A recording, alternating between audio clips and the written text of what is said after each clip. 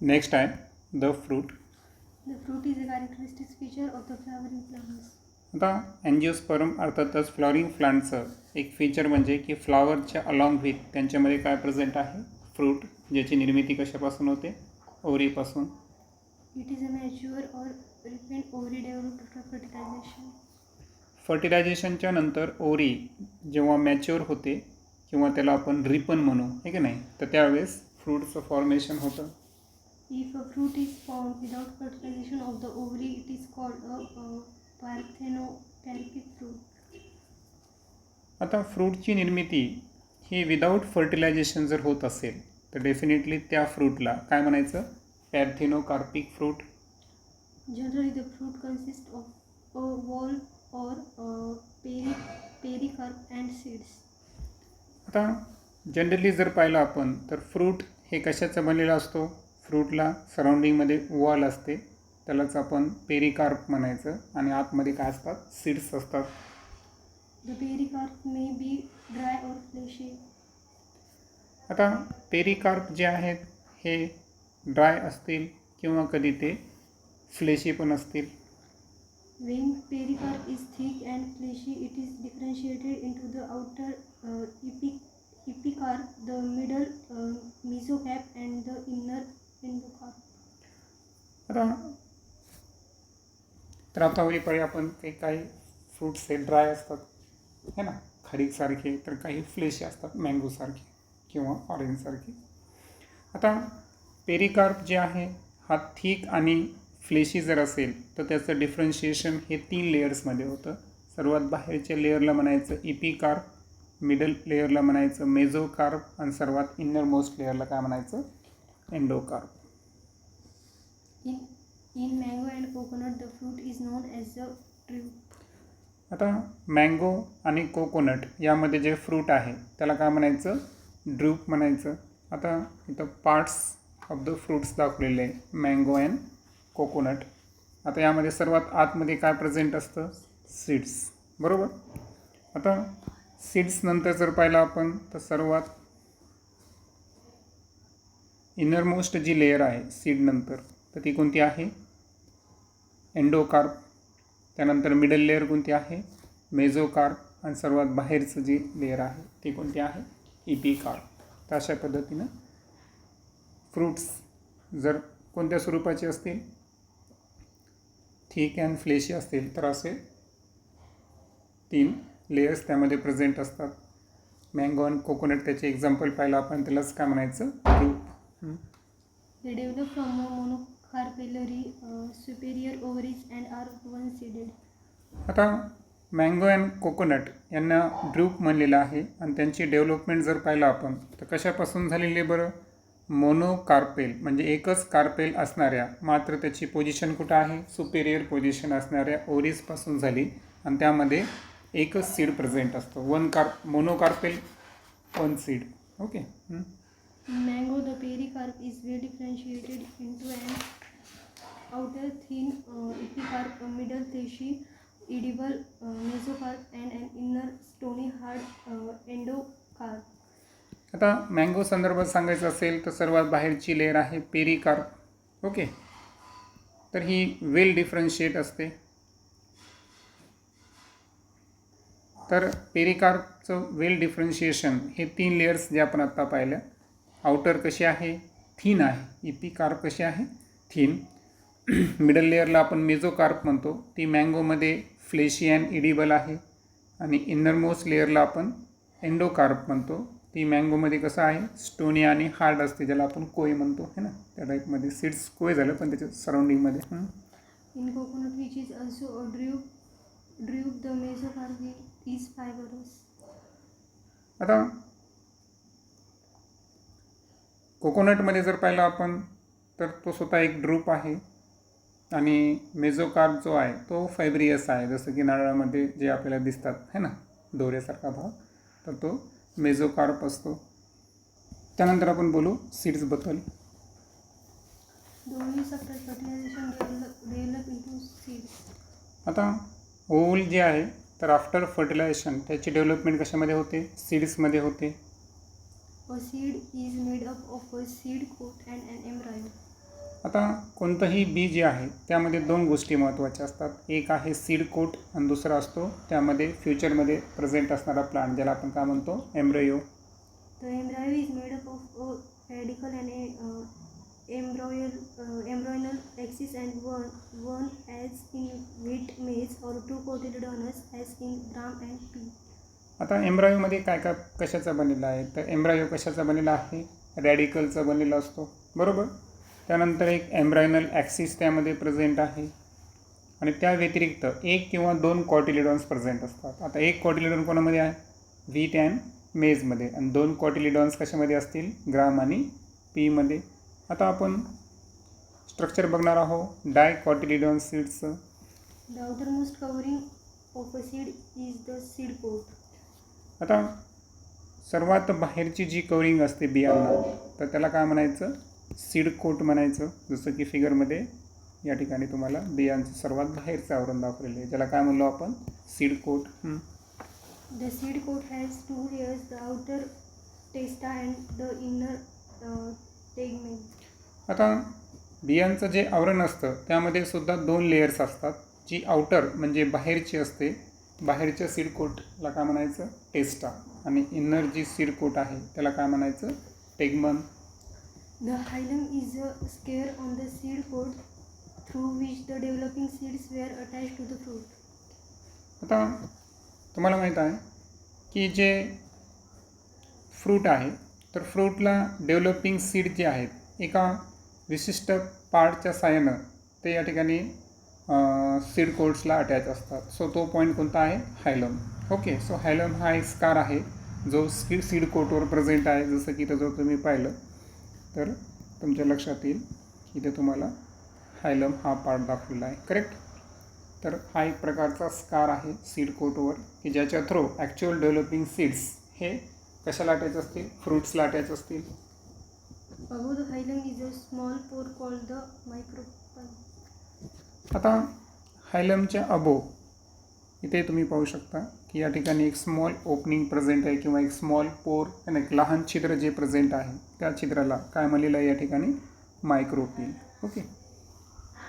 Within the seed coat is the embryo consisting of an embryonal axis and two cotyledons.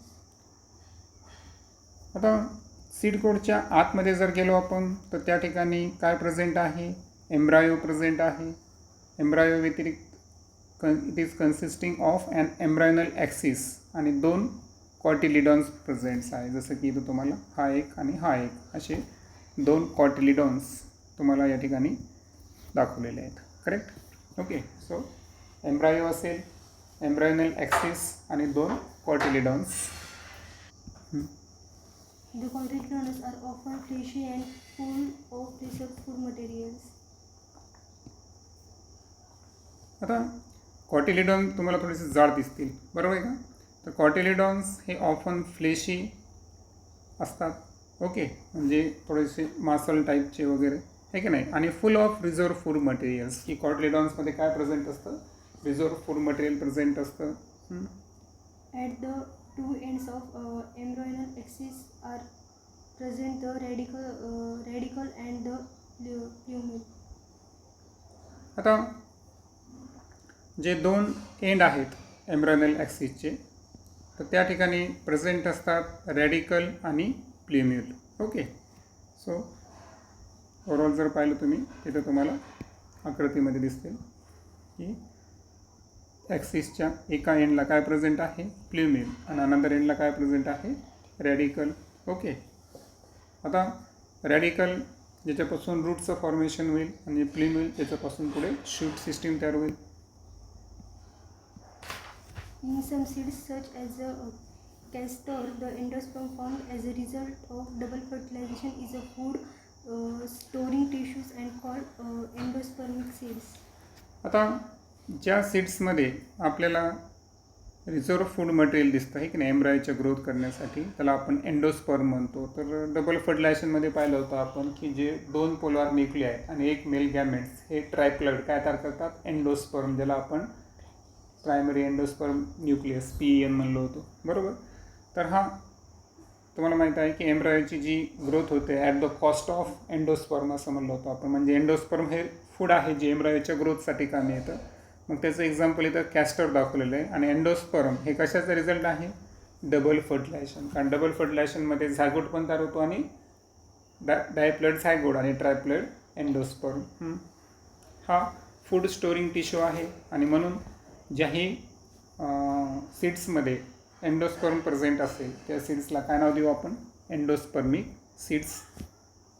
In plants such as the bean, gram, and pea, the endosperm is not present in the mature seeds, and such as seeds are called non-endospermic.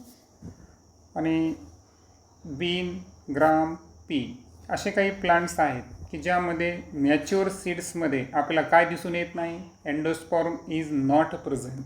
Okay. मग endosperm जर mature सीड्समध्ये absent असेल तर त्या सीड्सला काय म्हणणार तुम्ही? Non endosperms seeds. आणि त्याचं एक्झाम्पल काय? बीन, ग्राम आणि पी. त्यानंतर घेऊ आपण structure of monocotyledon seeds. Generally, monocotyledonous seeds are endospermic, but some, as in orchids, are non-endospermic. आता जनरली मोनोकॉटिलिडॉन सीड्स हे एंडोस्पर्मिक असतात. म्हणजे यांच्या सीड्समध्ये एंडोस्पर्म प्रेझेंट आहे. परंतु एक्सेप्शन जर पाहिलं आपण तर ऑर्किडसारखे काही असे आहेत की ज्यामध्ये एंडोस्पर्म ॲबसेंट असतो. म्हणून ऑर्किड्सचे जे सीड्स आहेत हे कोणत्या कॅटेगरीमध्ये येतील? मोनोकॉट असताना सुद्धा नॉन एंडोस्पर्मिक.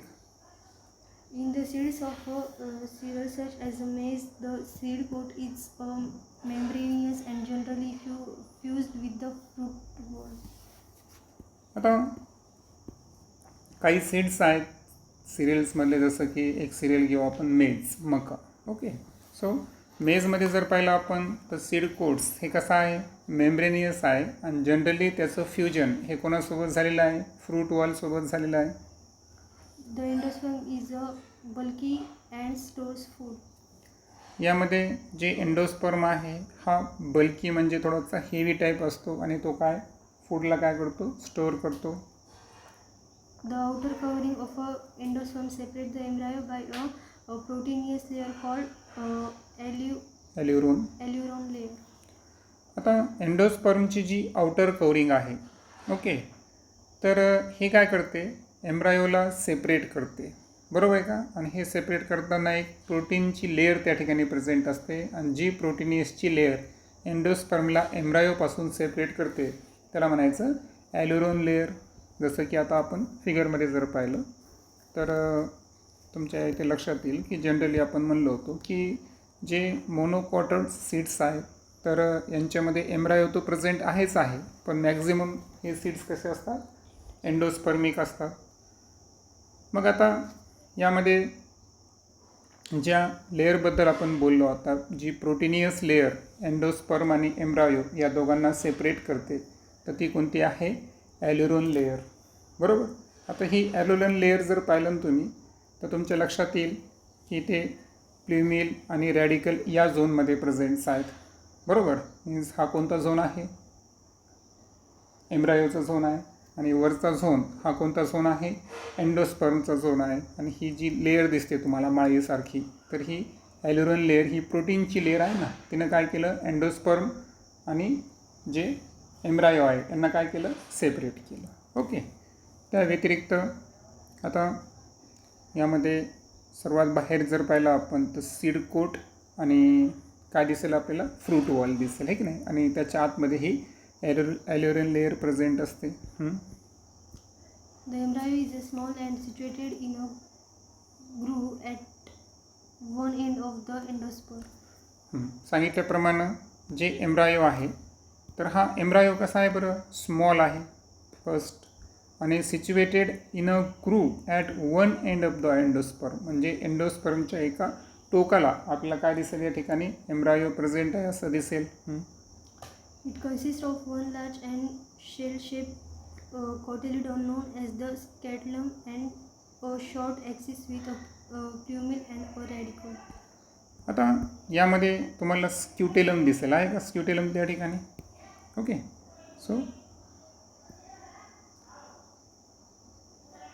स्क्युटेलम जी आहे ती काय आहे ते तर स्पष्ट सांगितलं आहे की की जे मोनोकॉटिलिडॉन सीड्स आहेत ना, तर हे एक लार्ज, बरोबर आहे, एक लार्ज आणि शिल्ड शेप कॉटिलिडॉनचा बनलेला आहे. म्हणजे ॲक्च्युअल मोनोकॉटे म्हणजे एकच असणार ना, पण लार्ज स्वरूपाचा या ठिकाणी काय आहे. ओके, सो लार्ज मात्र शिल्ड शेप कॉटिलिडॉन प्रेझेंट असतो आणि त्या कॉटिलिडॉनना काय म्हणायचं, स्कुटेलम म्हणायचं. आणि या स्कुटेलम व्यतिरिक्त एक शॉर्ट ॲक्सिस आपल्याला दिसेल.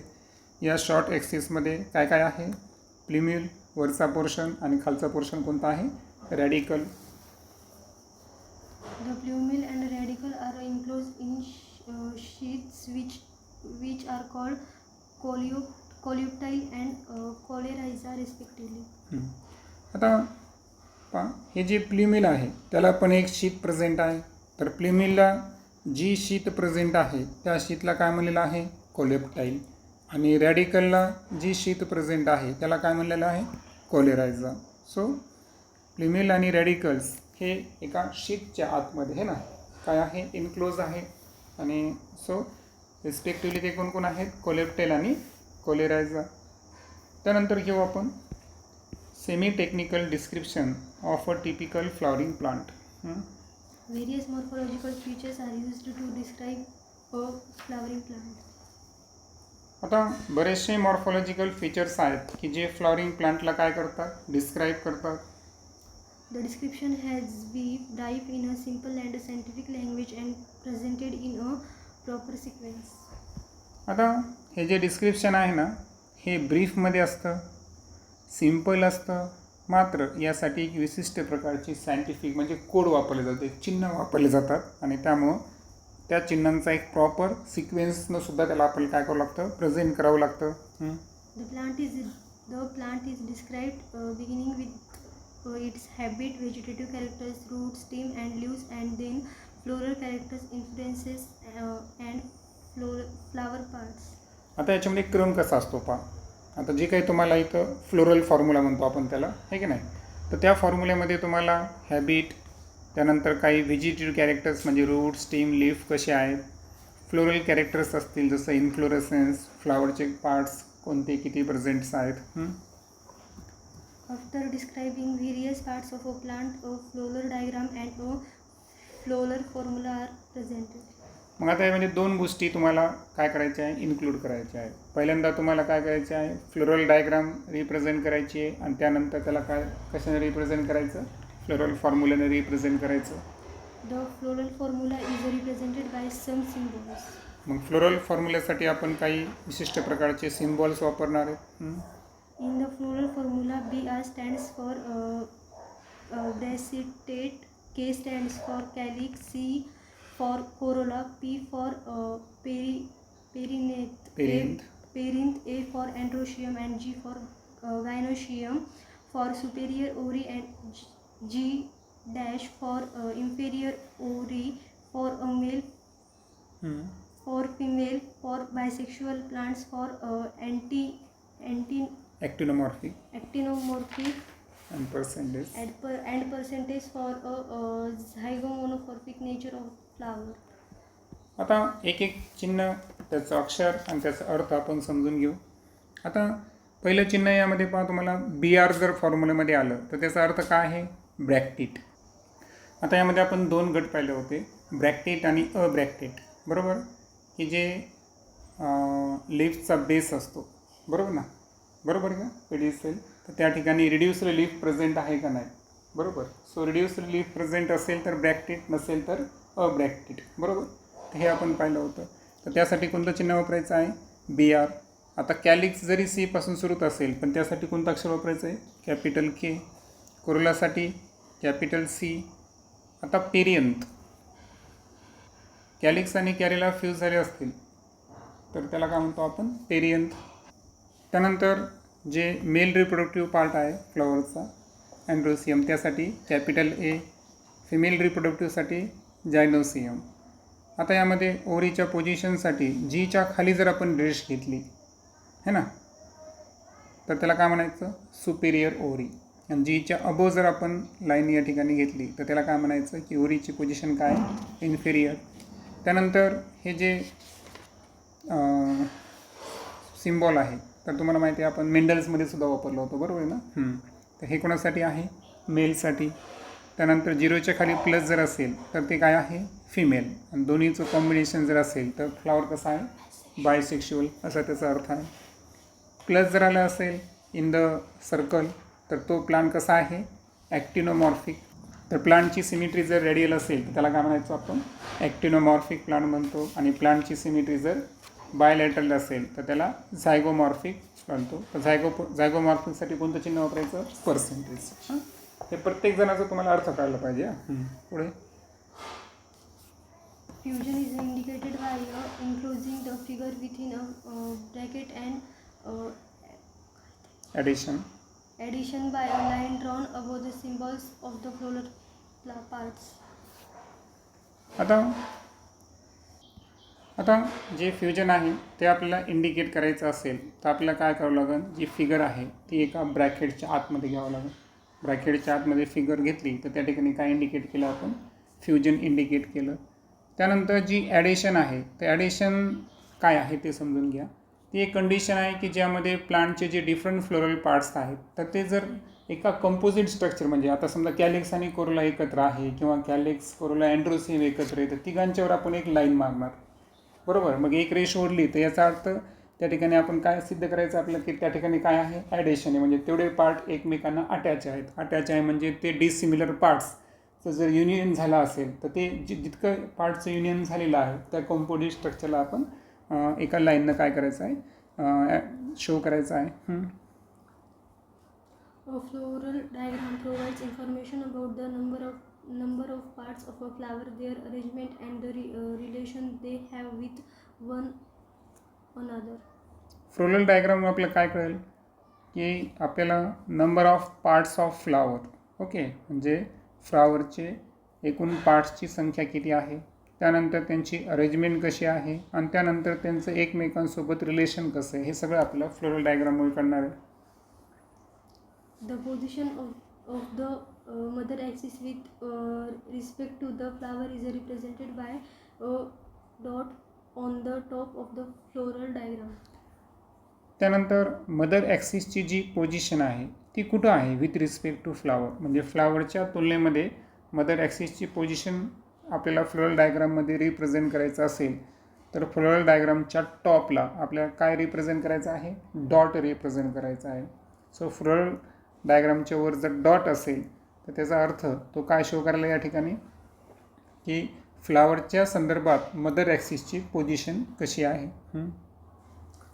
Calyx, corolla, androecium and gynoecium are drawn in a successive colors, calyx being the outermost and the gynoecium being in the center. आता आपण काय करायचं? हे जे 4 होल्स आहेत त्यांचा क्रम फिक्स ठेवायचा. कॅलिक्स, त्यानंतर आतमध्ये कोरोला, त्याच्या आतमध्ये अँड्रोसियम, त्याच्या आतमध्ये जॅनोसियम. म्हणजे आउटर मोस्टला कोणामध्ये ठेवायचं आपल्याला? कॅलिक्सला. आणि इनर मोस्ट सेंटरला कोणाला ठेवायचं आहे? जॅनोसियमला. Floral formula also shows cohesion and adhesion within parts of colors and between colors. आता आपण ॲडिशन पाहिलं आणि कोहेशन अर्थातच त्याच्या अपोजिट आहे की नाही. आता कोहेशन आणि ॲडिशनमधला फरक समजून घ्या. कोहेशन काय माहिती आहे का? विदिन पार्ट्स जर ते एकमेकांना अटॅच असतील, म्हणजे पेटलला अटॅच आहे तर फ्युज्ड पेटल्स, फक्त पेटलला अटॅच आहे तर ते काय झालं? कोहेशन. परंतु ॲडिशन तसं आहे का? नाही. 2 डिफरंट पार्ट जर एकमेकांना अटॅच असतील तर त्याला काय म्हणायचं? ॲडिशन. सो विदिन पार्ट असेल है ना तर त्याला काय म्हणायचं? कोहेशन. आणि 2 डिफरंट पार्ट्स जर अटॅच असतील तर त्याला काय म्हणायचं? ॲडिशन. सो कोहेशन आणि ॲडिशन जे आहेत ते 2 होल्सच्या पार्ट्समध्ये असतील किंवा 2 होल्समधले असतील, जसं की अँड्रोसियम आणि जॅनोसियम असे असतील, ते सुद्धा आपल्या या ठिकाणी फ्लोरल फॉर्म्युलेमध्ये शो करायचं आहे. The floral diagram and a floral formula in represented the mustard plant family of Brassicaceae. आता आपल्याला पुढं एक एक्झाम्पल बघायचं आहे फ्लोरल डायग्राम आणि फ्लोरल फॉर्म्युला. तर तो आपण मस्टर्ड प्लांटचा घेतला आहे. आता मस्टर्ड प्लांट हे कोणत्या फॅमिलीला बिलॉंग करतं? तर ते ब्रॅसिएसी, ओके, या फॅमिलीला बिलॉंग करतो मस्टर्ड प्लांट. आता 5.16 पहा, floral formula with floral diagram with floral formula. Okay, तर यामध्ये जर पाहिलं आपण,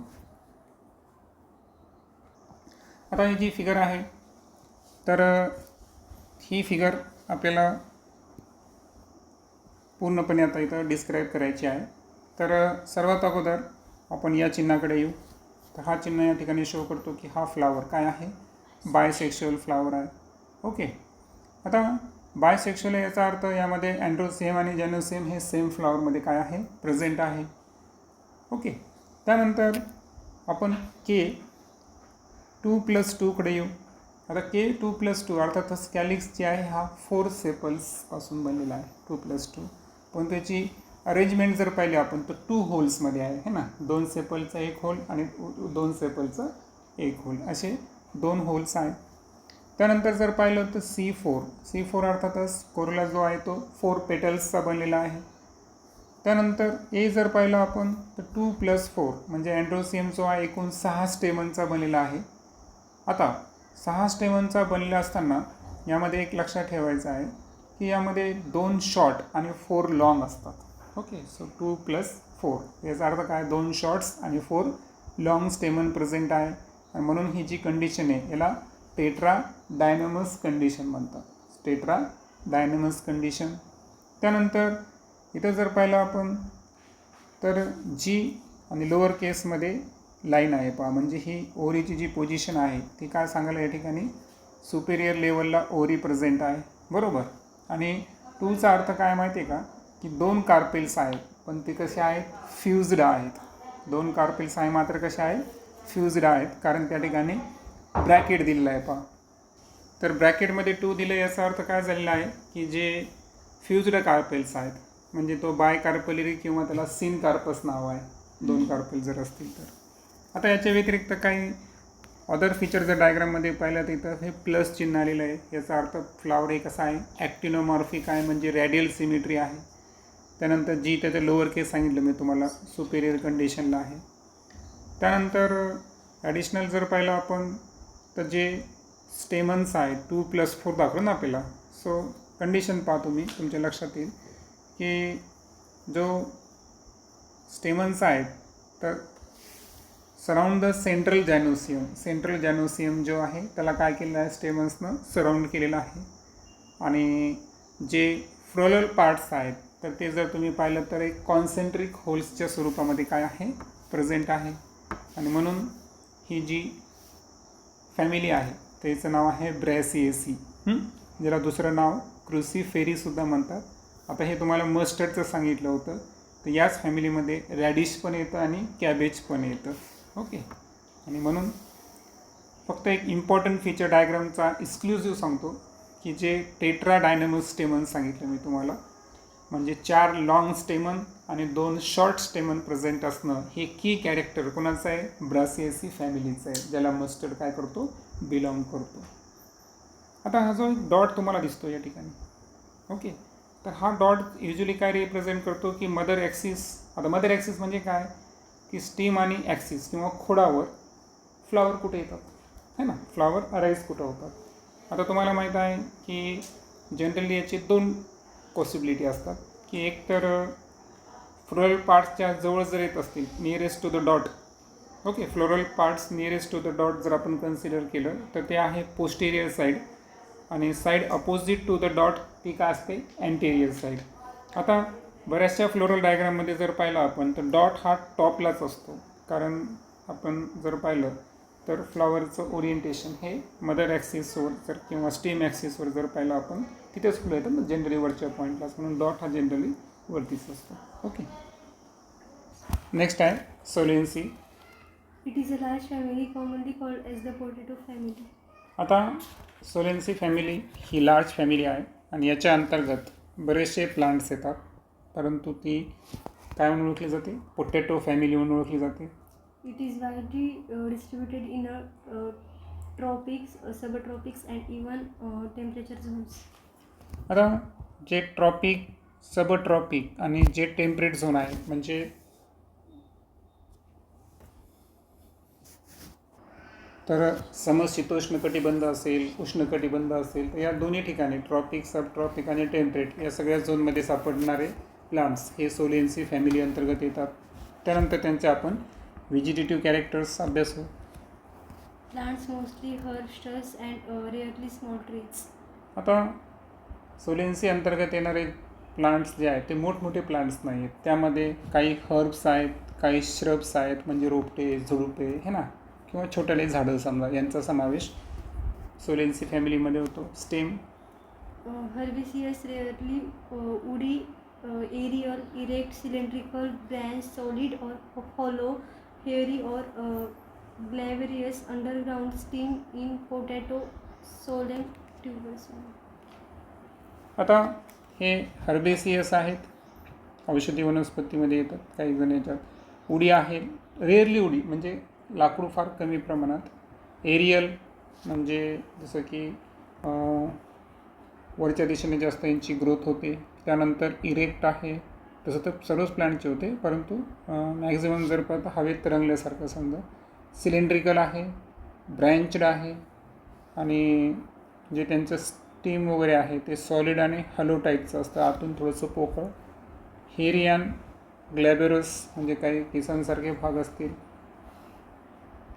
म्हणजे काही हेरी असतात आणि काही चकचकीत असतात, त्याला आपण ग्लॅबेरस म्हणू. आणि काही अंडरग्राऊंडसुद्धा असतात काही जणांचे स्टीम, जसं की पोटॅटोमध्ये पाहिलं. आणि पोटॅटोचं सायंटिफिक नेम काय आहे? Solanum tuberosum. Leaves Alternate, simple, rarely pinnately compound, exstipulate, venation, reticulate. आता लिव्स जे आहेत तर हे अल्टरनेट असतील. ओके, अल्टरनेट टाईपचं आपण पाहिलं समजा. ओके, त्यानंतर काही सिम्पल लिव्सचा टाईप जर पाहिला आपण तर सिम्पल लिव्स असतात. आणि फार कमी आहेत की ज्यामध्ये पिनेटली कंपाऊंड लिव्स असतील. म्हणजे जास्तीत जास्त सोलेन्सी फॅमिलीमध्ये जे प्लांट्स असतात तर त्यांच्यामध्ये सिम्पल अँड अल्टरनेट टाईपचे जे आहे तर प्लांट्स असतात. आणि फार थोडे आहेत जे कंपाऊंडली असून पिनेटली अरेंजमेंट असते. त्यानंतर एक्सटिप्युलेट, तर एक्सटिप्युलस म्हणजे काटे नसणारे. आणि व्हेनेशन जर पाहिलं आपण लीफमध्ये तर ते कोणतं आहे? नेटवर्क टाईप म्हणजे रेटिक्युलेट व्हेनेशन आहे. आता येऊ आपण फ्लोरल कॅरेक्टर्सवर. आता आकृतीमध्ये तुम्हाला मेकॉई प्लांट दाखवला आहे पहा. त्याचं सायंटिफिक नेम आहे सोलॅनम निग्रम. तर यामध्ये ए फिगरमध्ये तुम्हाला फ्लॉवरिंग ट्विग दाखवले, कशा पद्धतीनं फ्लावर येतात. बीमध्ये ॲक्च्युअल फ्लावर दाखवलेला आहे. सीमध्ये लॉन्जिट्युनल सेक्शन दाखवलेला आहे. डीमध्ये त्याच्या आतमध्ये प्रेझेंट असणारे स्टेमन्स. 5मध्ये फिमेल रिप्रोडक्टिव्ह होल, कार्पेल. आणि लास्टमध्ये काय दाखवले तुम्हाला? फ्लोरल डायग्राम दाखवलेली आहे. कशाची? मॅकॉई प्लांट. आता या फिगरवरूनसुद्धा आपल्याला बरीच इन्फॉर्मेशन मिळू शकते पहा. सर्वात अगोदर इथं प्लसचं चिन्ह दिलं आहे तुम्हाला, आहे का वरच्या पॉईंटला? ओके, सो इथं प्लस आहे, याचा अर्थ इथं क्लिअरिफाय होतं की हा जो तुम्हाला इथं फ्लोरल डायग्राम दिले आहे हा प्लांट कसा आहे? ॲक्टिनोमॉर्फिक आहे, बरोबर? ओके. त्यानंतर पुढे जर पाहिलं आपण तर काय दिलं आहे आपल्याला इथं? हां, कॅलिक्स दिलं आहे ना, फ्युज्ड सेपल्स आहेत. सो कॅलिक्स किती दिलं आहे तुम्हाला इथं? 5 दिलेलं आहे, बरोबर. हे आता आपण इथं आयडेंटिफाय करू शकतो. नंतर जर पाहिलं आपण तर काय दिलं आहे तुम्हाला? कोरोला. तर हे सुद्धा किती आहे? 5, बरोबर. सो ओव्हरऑल जर पाहिलं आपण सर्वात बाहेर पेटल्स 5 होते ना, फ्युज्ड पेटल्स आहेत. त्यानंतर C5 आहे म्हणजेच फ्युज्ड सेपल्ससुद्धा आहेत. त्याच्या आतमध्ये जर आलो आपण तर आपल्याला स्टेमन दिसतील, हे की नाही? सो 5 स्टेमन्स आहे. सो या ठिकाणी काय येईल? A5, बरोबर. त्यानंतर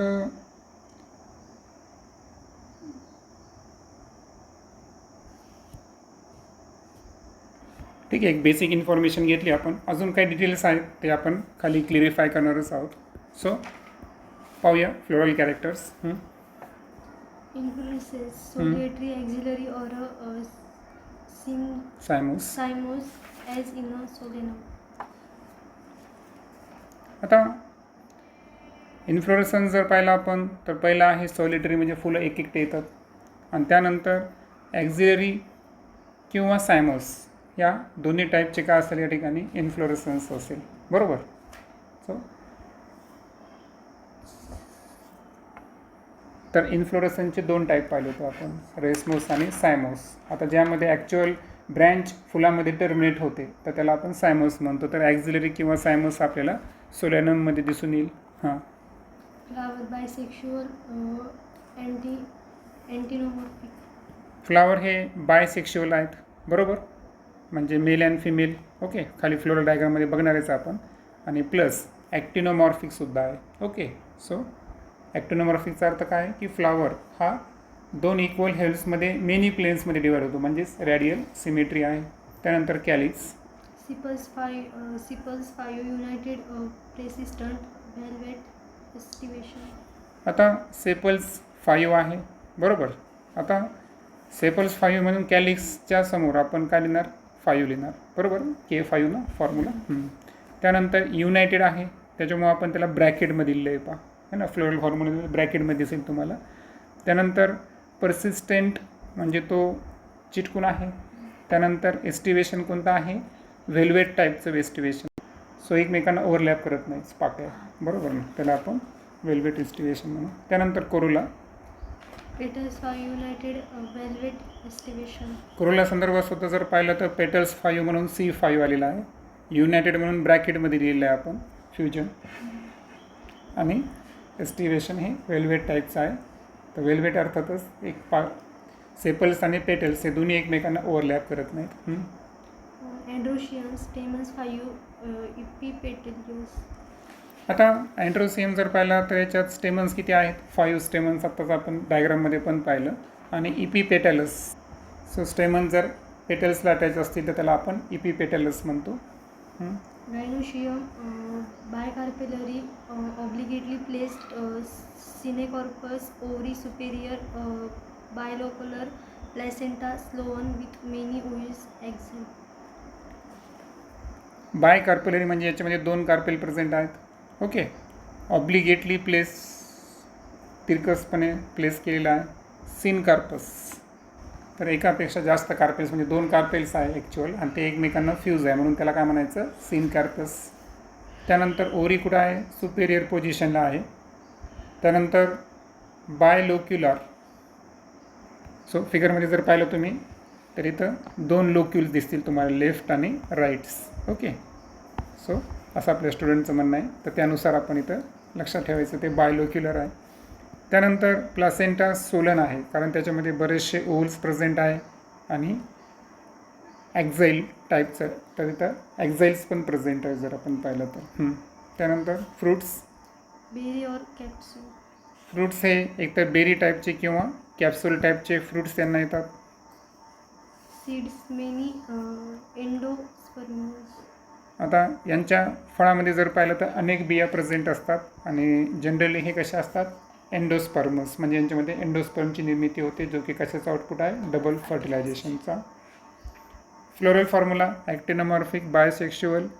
त्यानंतर कॅलिक्स अर्थातच काय आहे ते, तर त्याला आपण म्हणू सेपल्स 5 आहेत पण फ्युज्ड आहेत ब्रॅकेटमुळं. नंतर C5 म्हणजे पेटल्स 5 आहेत, कोरोला फ्युज्ड आहे ते पण. त्यानंतर वरती ती ही लाईन दाखवलेली आहे. त्याचा अर्थ काय, तर ही जी वरची जी लाईन आहे ती काय दाखवली की स्टेमन्स हे पेटल्सला अटॅच आहे म्हणून त्याला काय म्हणायचं, इपिपेटलस. A5 याचा अर्थ काय झाला, 5 स्टेमन्स प्रेझेंट आहे. जी अंडरस्कोप आहे म्हणजे सुपेरियर ओरी आणि ब्रॅकेट दाखवलं आहे म्हणजे 2 फ्युज्ड कार्पेल्स त्या ठिकाणी प्रेझेंट आहे. त्यानंतर इकॉनॉमिकल इम्पॉर्टन्स आपण आता पाहूया कोणत्या फॅमिलीचा, सोलेन्सी. Many plants belonging to this family are source of food: tomato, brinjal, potato, spice, chili, medicine, belladonna, ashwagandha, fumigatory, tobacco, ornamentals, petunia. आता यामध्ये या फॅमिलीमध्ये जास्तीत जास्त फूडचा सोर्स असणारे प्लांट्स आहेत. टोमॅटो, ब्रिंजल आणि पोटॅटो. फॅमिलीलाच पोटॅटो फॅमिली म्हणलं हे की नाही. स्पाइस, चिली हे ना ते पण आपण ॲक्च्युअल याच्यामध्ये वापरत असतो भाज्या तयार करताना. त्यानंतर मेडिसिन्स काही औषधी वनस्पती आहे, बेलाडोना किंवा अश्वगंधासारख्या, काही फिमिगेटरी आहे, टोबॅकोसारख्या, ठीक आहे ना. अँड ऑर्नामेंटलमध्ये पेट्युनिया नावाची वनस्पती आहे की जिथे इकॉनॉमिकल इम्पॉर्टन्स आहे. फायनली पाहू आपण summary. Flowering plants exhibit enormous variation in a shape, size, structure, mode of nutrition, lifespan, habit and habitat. आता जे फ्लॉवरिंग प्लांट्स आहे तर त्यामध्ये तुम्हाला खूप जास्त व्हेरिएशन दिसेल, शेप साईजपासून त्यांचं स्ट्रक्चर, त्यांचं मोड ऑफ न्यूट्रिशन, त्यांचं लाईफस्पॅन, हॅबिट आणि हॅबिटॅट या सर्व संदर्भात. They have well developed root and shoot systems. Flowering plants अर्थातच अँजिओस्पर्मचं वैशिष्ट्य आहे की यामध्ये रूट सिस्टीम आणि शूट सिस्टीम हे दोन्ही वेल डेव्हलप असतात. Root systems is either taproot or fibrous. Root सिस्टीमचे दोन टाईप दिसतील, काहीमध्ये टॅप रूट्स तर काहीमध्ये fibrous roots. Generally, dicotyledonous plants have taproots, while monocotyledonous plants have fibrous roots. Generally डायकॉटमध्ये टॅपरूट असतं आणि मोनोकॉटमध्ये फायब्रियस रूट्स असतं. The roots in some plants get modified for storage of food, mechanical support, and respiration. काही प्लांट्समध्ये रूटचं modification हे फूडच्या स्टोरेजसाठी असतं, काहीमध्ये रूटचं मॉडिफिकेशन हे मेकॅनिकल सपोर्टसाठी सुद्धा असतं, जसं की आपण वडाच्या पारंब्या वगैरे पाहिलं तर, आणि काहीमध्ये रेस्पिरेशनसाठी सुद्धा रूट्सचा यूज होतो. The shoot system is differentiated into stems, leaves, flowers, and fruits. Shoot सिस्टीमचं डिफरन्सिएशन हे स्टीम, लिव्स, फ्लावर्स आणि फ्रूट्स यांच्यामध्ये होतं. The morphological features of a stems like the presence of nodes and internodes, multicellular hair, and positively phototrophic nature help to differentiate the stems from roots. आता स्टेमचं morphological feature जर पाहिलं आपण तर त्याच्यावर nodes present असतात. दोन नोड्समधल्या गॅपला काय म्हणतो आपण, इंटरनोड्स. त्यानंतर मल्टीसेल्युलर हेअर्स पण प्रेझेंट आहे आणि पॉझिटिव्हली फोटोट्रॉफिक नेचर म्हणजे प्रकाशाच्या दिशेने त्यांची वाढ होते. तर हे सर्व होत कशासाठी काम येतं त्यांना, की रूट्सपासून स्टेमचं डिफरन्सिएशन होताना. Leaf is a lateral outgrowth of stem developed exogenously at the node. आता लीफ जे आहे तर हे जनरली स्टीमची लॅटरल ग्रोथ आहे आणि त्यांचं प्लेसमेंट किंवा डेव्हलपमेंट जर पाहिलं आपण तर नोडवर एक्झोजिनियसली होत असतं. These are green in color to perform the functions of photosynthesis. तर लीफ हे जनरली ग्रीन असतात आणि त्यांचं प्रॉपर फंक्शन म्हणजे फोटोसिंथेसिस घडून आणणे. Leaves exhibit marked variations in their shape, size, margin, apex, and extent in incision of leaf blade lamina. आता leaves जे आहेत तर हे यांचं मार्क व्हेरिएशन म्हणजे काही गोष्टी जर आपण पाहिलं की ज्याच्यामध्ये खूप व्हेरिएशन दिसतं, तर शेप, साईज, त्यानंतर लीफ मार्जिन असेल, ॲपेक्स कोणत्या पोझिशनला येतात आणि एक्सटेन्स्ट ऑफ इन्सिशन म्हणजे लीफ ब्लेड लॅमिना या सर्व बाबतीत त्यामध्ये आपल्याला व्हेरिएशन दिसून येईल. The flower is a modified shoot mean for sexual reproduction. आता फ्लावर हा मॉडिफाईड शूट आहे आणि ॲक्च्युअल ते घडून आणतो sexual reproduction. The flowers are arranged in different types of inflorescences. आता फ्लावरची अरेंजमेंट ही डिफरंट टाईपच्या इन्फ्लोरसेन्समध्ये आपल्याला दिसून येईल. They exhibit enormous variation in a structure, symmetry, position of ovary in relation to other parts, arrangements of petals, sepals, ovules, etc. आता हे जे flowers आहेत तर एक्झिबिट इनॉमेस व्हेरिएशन म्हणजे स्ट्रक्चर संदर्भात म्हणा, सिमेट्री, पोझिशन ऑफ ओव्हरी आणि अरेंजमेंट ऑफ पेटल्स, सिपल्स, ओव्हल्स ह्या सर्व संदर्भात आपल्याला खूप जास्त व्हेरिएशन दिसून येईल.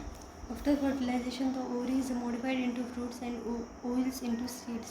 ओके, ओव्हरीचं मॉडिफिकेशन फ्रूट्समध्ये आणि ओव्हलचं सीड्समध्ये. Seeds either may be monocotyledonous or dicotyledonous. Seeds either monocot किंवा dicot. They vary in shape, size, and period of viability. आणि सीड्सचं तुम्हाला माहिती आहे शेप साईज तर डिफरंट आहेच वेगवेगळ्या वनस्पतींमध्ये, परंतु व्हायबिलिटीचा पिरियडसुद्धा वेगवेगळा असतो. The floral characteristics from the basis of classification and identification of a flowering plants. आता याच लेक्चरमध्ये आपण फ्लोरल फॉर्म्युला अभ्यासला आहे की नाही, जो क्लासिफिकेशनचा एक बेसिस आहे आणि त्यावरून आपण फ्लॉवरिंग प्लांट्सला आयडेंटिफाय करू शकतो. These can be illustrated through semi-technical descriptions of families. आणि यामध्ये आपण 2 फॅमिलीला डिस्कस केलं आहे की नाही. एक ब्रॅसिएसी आणि सोलेन्सी. Hence, a flowering plant is described in a definite sequence by using scientific terms. आणि यामध्ये विशिष्ट प्रकारच्या सायंटिफिक टर्म आपण डिस्क्राईब करण्यासाठी यूज करत असतो. The floral features are represented in the summarized form as a floral diagrams and a floral formula. आणि सर्वांचं समरी आपण 2 गोष्टीने करतो. जी डायग्राम करू त्याला म्हणू फ्लोरल डायग्राम आणि खाली जो फॉर्म्युला लिहू त्याला काय म्हणू फ्लोरल फॉर्म्युला.